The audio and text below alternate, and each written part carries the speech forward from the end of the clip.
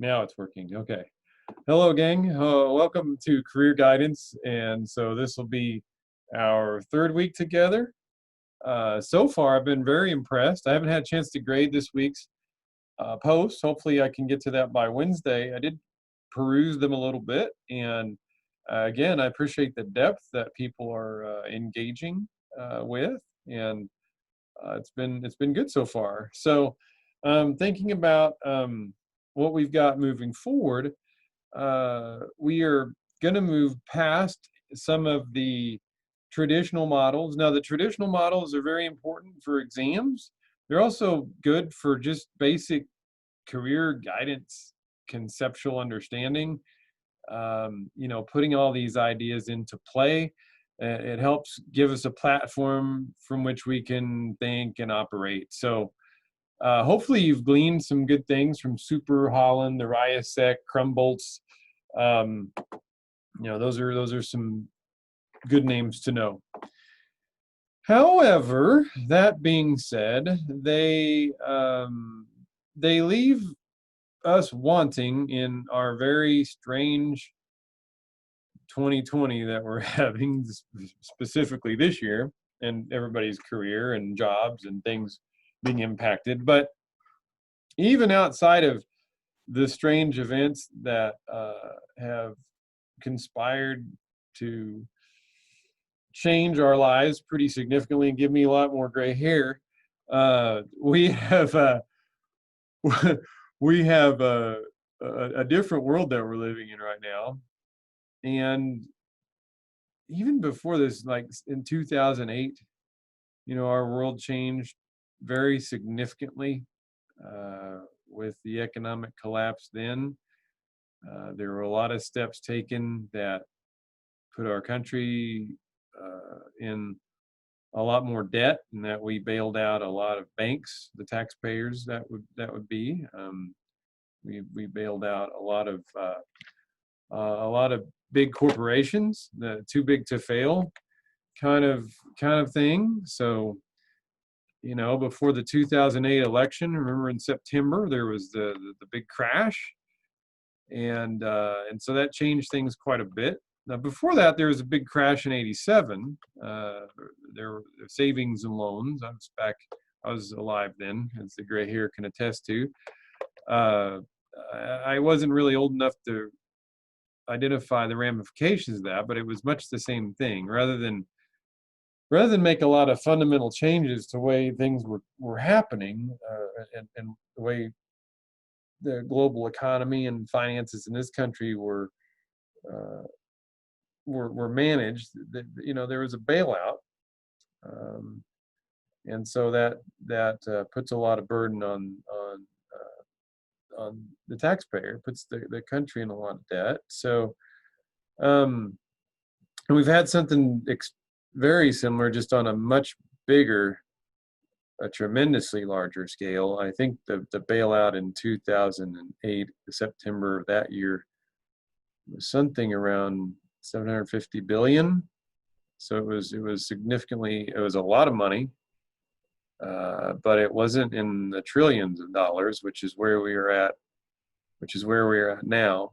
And a lot of people in service industries, aren't working. There have been other changes, other changes in our economy and our system since these folks in the 50s and 60s that we learned about last week, and 70s, put together their ideas about career. We see some really momentous shifts in technology, with this, considering, the app and cell phone and the computer technology that you're using right now, and just the very significant changes that have occurred with technology. There's been a big push, not just in our state, but nationally, away from, and this is over that same time frame, away from very stable salary type, income jobs. There has been a big move in a lot of circles toward shift work, toward contract work that don't necessarily guarantee a lot of benefits, that don't necessarily guarantee a lot of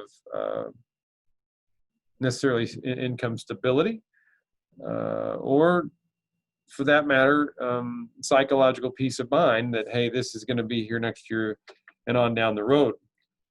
And so as the events of 2020 have happened, you see a much more vulnerable society than you would have as far as economic stability goes, and economic security, than you saw in the 60s and 70s and even 80s and 90s. There've been a lot of shifts away from these very stable, and so people mention globalization, people mention outsourcing, people mention it's a very different employer friendly world. There are a lot fewer, in my perception, there are a lot fewer employee rights than were formerly, assured when people would work and have jobs and have careers. So all of those big, huge, not necessarily good developments should impact us and should impact our ideas when we are, when we're guiding people in their career. So I'm going to share with all those things in play. Those are a lot of big, systemic sort of influences. And we also live that said, we also live in a much more pluralistic social society, meaning that, the single income home is not really a thing for most people. Whereas that used to be the norm, I believe, when these, especially Super and Holland, put their ideas together. We definitely see a lot more social change and a lot more social diversity. So I'm going to talk about that at the end. I'll talk about some of the theories here at the first. So let's start in with our not with this particular screen. Let's start in with our outline, and so this will kind of guide you through the text. So your assignment this week is to read modules 3 and 4, and then reflect on the discussion post questions. So the discussion post questions are more culturally driven versus theoretically driven. You did have to have the theoretical assignment last week, where you were kind of working through and trying to discern, okay, the difference between the theories. And so this week, in the discussion post, not that was an assignment last week, but actually in a discussion post this week, it's going to be more culturally oriented. But let's talk about and so you've got these outlines here to help you navigate this week. And so let's talk about some theories. So you'll notice that I put together Savikas's career construction theory. That was one that your textbook mentioned, and wasn't that familiar with it, but it does have some interesting ideas about putting conversations together with different students and clients. Excuse me, I'm gonna sneeze. Sorry. There's another one that I found particularly interesting because it aligned a lot with what I have mentioned before in some of these lectures about my own career development, and that is trying to integrate a lot of your own life into career planning. And so Hansen really, and so this is in the textbook as well, with the ILP, integrative life planning perspective, thought professionals should help their clients think holistically about their lives. And in particular, kind of their spirituality, what is giving their life meaning? So this whole idea of vocation, what are you called to do?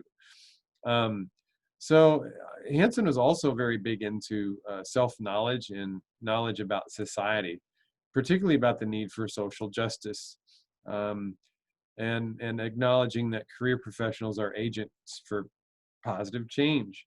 So, if you're a counselor and you're working with somebody now out in the field, and they're encountering difficulty getting a job, or they're encountering difficulties on their job, and they're mentioning things like uh, maybe feeling discriminated against, or somehow oppressed, those are things that you should take up. Those are things that you should take up with them. We are called to take those up. And so that's will circle back to the end of our discussion with chapter 4.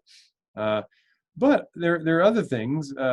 He identified 6 career developmental tasks confronting adults today, emphasizing social justice, social change, connectedness, diversity, and spirituality. These 6 career developmental tasks are in the book. I didn't necessarily pull them out. So you're welcome to look at those. And so you're wondering why there's 5. Well, I didn't, like I said, those are in the book. You can pull those out.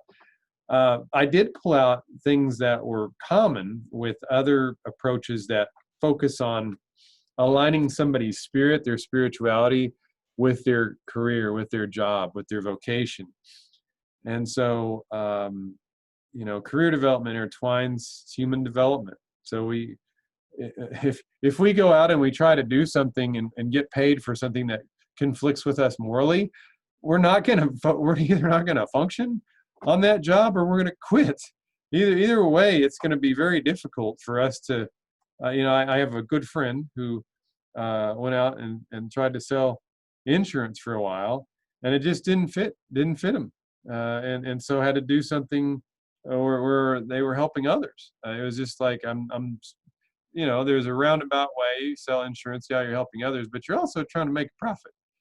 And that didn't fit with him. Anyway, I encourage you to read through these things, because it's important that in my own perception of career guidance, that if people are called to do something, if we can align and integrate our spirit with our work, we're going to be happy. That's gonna lead to happiness in our lives. There's not going to be a lot of dissonance, not going to be a lot of incongruence, and that is then going to overflow into other areas of our lives, with our family, with our friends, with what we're doing in our pastime. If we have something that gives us fulfillment each day, when we go home, our cup is going to be filled rather than poured out, and we're going to have more energy. We're going to have more life to give to others. That's one of the things that I mentioned with this globalized economy that's missing, and it needs to come back. Somehow it needs to come back. Postmodern approaches really start to take into consideration these seismic shifts in society, in our economy, in our jobs. Narrative approaches really focus in a little bit similar to Savickas on client stories, on client meanings. And so having a person author their own story, write their own story about their life up to this point and what they want it to be in the future. And acknowledging that along the way as a career guidance counselor. If you like that perspective, I like that perspective. We create meaning through our stories that we tell. If you like that, dig into the textbook. I don't have enough time to talk about it in detail here. Constructivist career counseling, you really work together as an ally and a very close collaborative member of that person's inner circle to construct together, co-construct what their life's purpose, what their career, what their job, what their vocation might be. A constructivist perspective really is about co-creation. It's about not putting on and putting somebody in a box. It's about what they bring and being open to their experience. Chaos theory, I thought was very interesting given our current context. But Pryor and Bright in 2011 definitely put pen to paper or ink to computer, however you want to say that, about acknowledging, and they say these things explicitly in the textbook.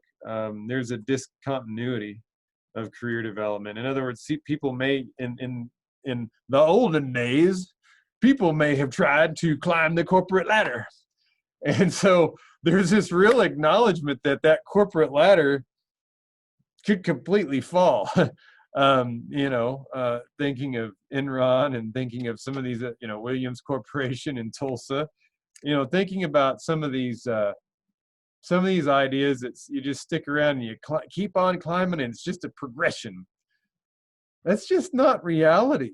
I mean, with the dot-com busts and the different, the applications and the rapidly changing things that are around us, that's just not really feasible in today's world. So we have to be adaptable, and we have to recognize there's very likely going to be a need for us to have a lot of flexibility in where we are with our careers. Acknowledging the speed and pervasiveness of change, need for lifelong learning, recognizing, as I mentioned, globalization, and they bring this out too, that there's this contractually based work that's now, it's not really a salary based job market anymore. It's like gig work, shift work, and it doesn't really provide much security for families or for individuals. And so that's what has happened. Anyway, they speak to that and to be prepared for chaos. Unfortunately, I mean, you think about that, that's where we get most of our identity from, is what we do. And so to have that in chaos is, part of a reason why we have a lot of problems in our country currently. So it's a lot of people, their identities were really shaken. Let's shift gears. So this is a passionate topic for me, and my own dissertation work and work as a PhD student has. I've put a lot of energy and time and focus into learning more about other people, other cultures. It goes over to my theology degree, which is actually the one over there on the far side.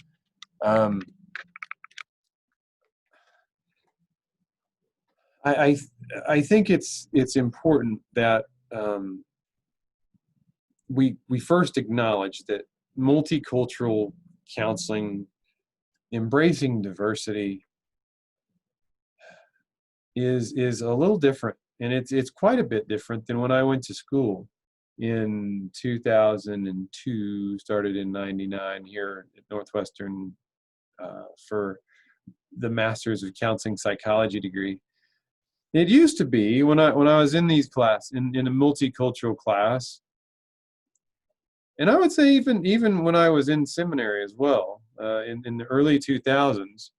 So it took me a while to get that theology degree, because I had a multicultural class there too. The way that these classes were originally built, they focused on just memorizing traits of different cultures. In other words, you look at generalizations about people from an Asian culture, people from a Native American culture, people from a Hispanic heritage, or white European culture, and you try to learn those traits and general characteristics. There's a big problem with that.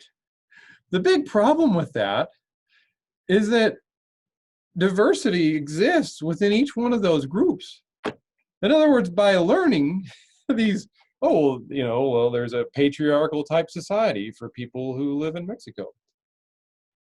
Well, is that true for all people who live in Mexico? No, it's not. Not everybody embraces a patriarchal structure of the family, or the Male is the breadwinner, female stays. Those things have changed, and there's diversity within each group. And so over time, in those 10 years, because things changed, I got my seminary, my master's in theology degree was in, actually I finished that in 2012.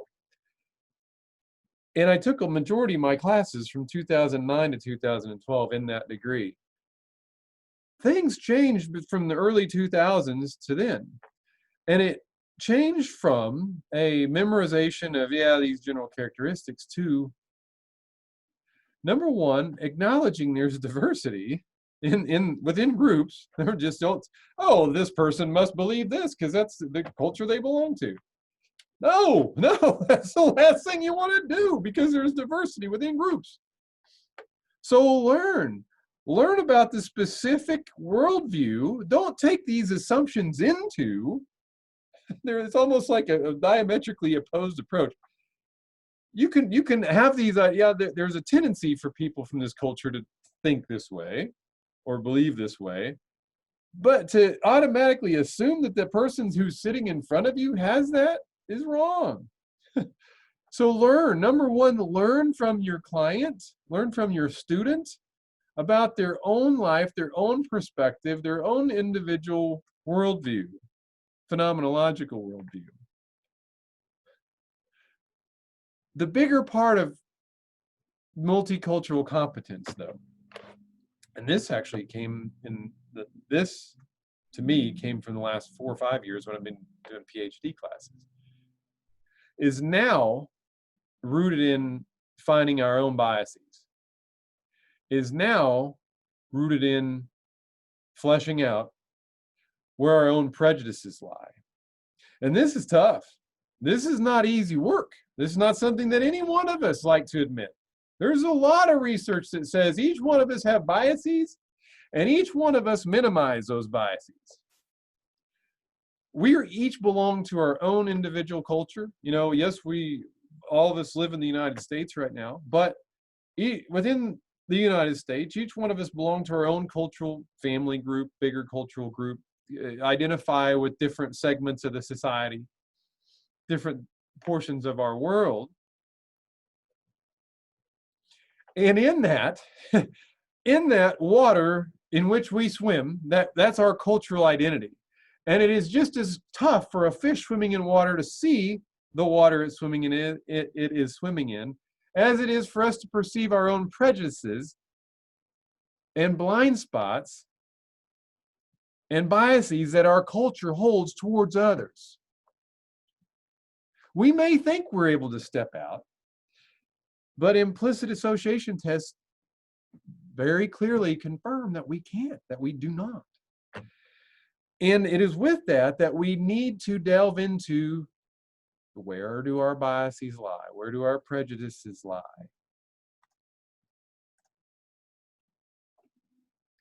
So to be culturally competent in career guidance, we react over and against this tendency. This is where the first the first cultural, the first career guidance theories came from, was this tendency toward individualism and autonomy.